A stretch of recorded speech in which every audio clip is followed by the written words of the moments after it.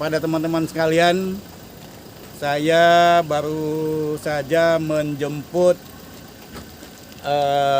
anak kita, keluarga besar dari Trenggading.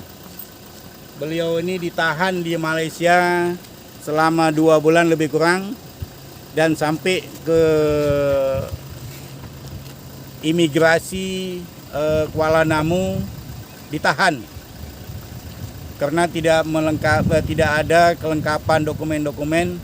Alhamdulillah berkat doa masyarakat Trenggading dan PD Jaya, yang bersangkutan berhasil saya ambil dan saya pulangkan kembali ke kampung halaman, ya, Trenggading.